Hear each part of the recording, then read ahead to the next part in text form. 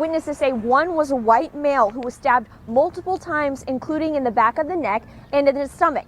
The man then fled across New Hampshire Street into the parking garage. Let's take a deeper look into the platforms each group is running on. The candidates will receive questions about their initiative during tonight's debate from panelists, audience members, and of course you at home.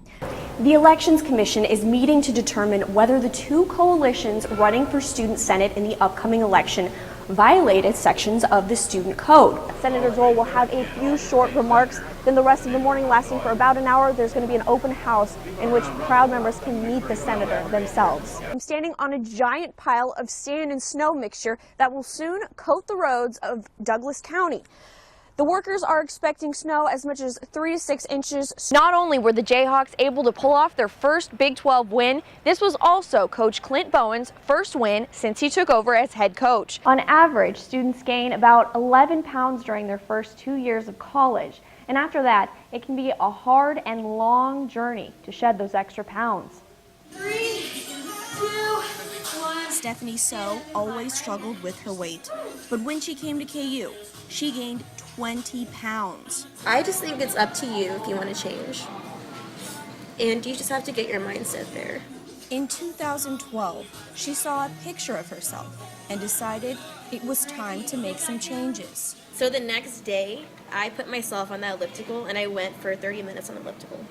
It was the hardest 30 minutes of my life. Now, she's in the best shape of her life, losing a total of 50 pounds. The hardest part is definitely the eating. It's 70% diet and 30% exercise. Stephanie's story isn't rare. An Auburn University study reports 70% of students say they packed on the pounds in college.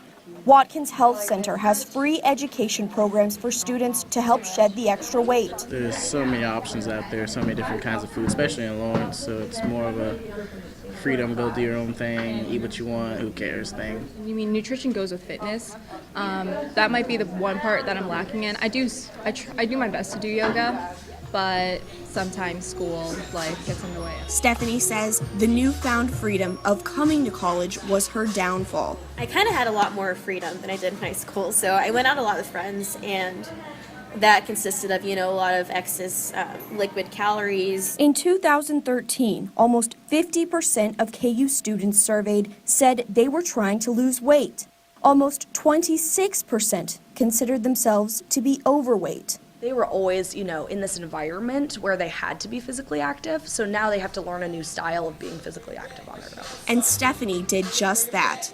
Now, she's paying it forward, teaching cycling and boxing at the KU Rec Center. I just want to impact other people's lives, and I want to motivate people to be the best they can be.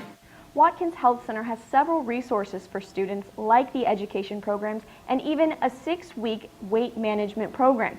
If you're thinking about making a change, you can call Watkins at 785-864-9500 to take the next step. KU has a little over 2,100 international students on campus. 2 of those students are Morgan and Steve, Kenyan natives and roommates. There's that 1 year that you gotta adjust and get used to everything around here, which is the hardest part about it. They've been in the States for a few years now. I like the burgers and fries. One of the hardest parts? Language barrier because of different accents. My first semester, I didn't understand anything the professor said in class. They're 2 of just 5 Kenyans at KU. We're trying to be a worldwide, a global university.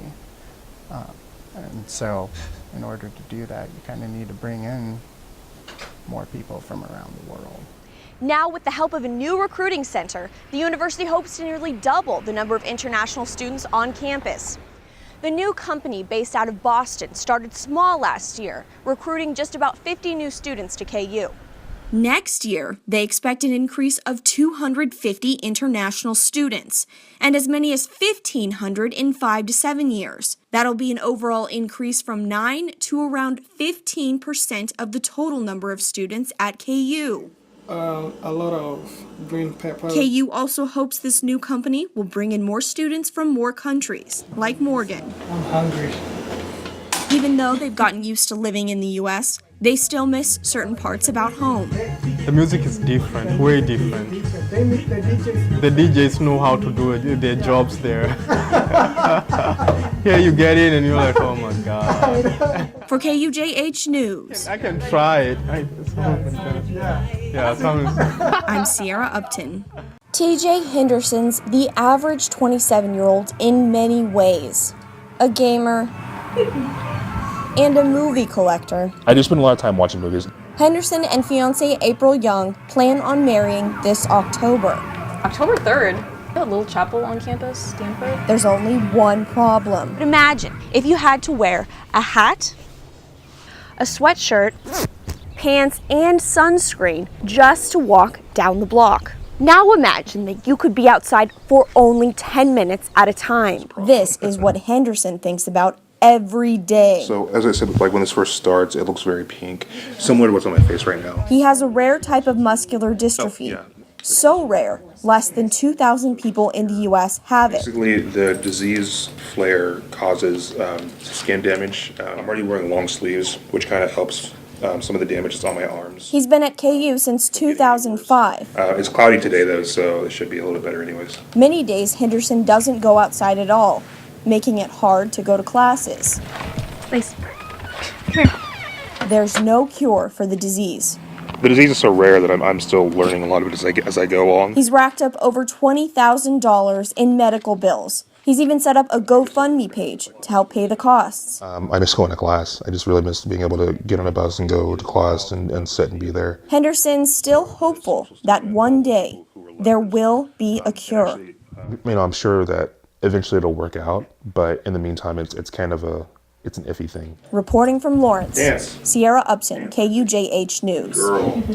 One way the community can help, the annual Lawrence Share the Warmth Coat Drive. The event allows anyone to come in and grab a clean, warm jacket for free. The victim, described as an elementary-aged female, was interviewed by police and taken to the hospital. She's currently in protective custody, and Hetrick remains in jail with no bond set. Kansas is one of the most Republican states in the country. Nearly twice as many Kansas voters are registered Republican than Democrat. Republicans hold all statewide offices. Yesterday marked the first tornado watch in our area for 2014. It's a reminder that it is severe weather season. 100-foot tall light poles have been installed at the park, but they have not been approved by the city. A lighting plan must be approved before any permits would be issued. The academic year is almost over, which means construction may affect those of you who stay in Lawrence this summer. Workers will jump into the second phase of the Jayhawk Boulevard reconstruction project the day after graduation. Some people say imitation is the best form of flattery. Today, one KU student had the opportunity to pick up a pointer from the president.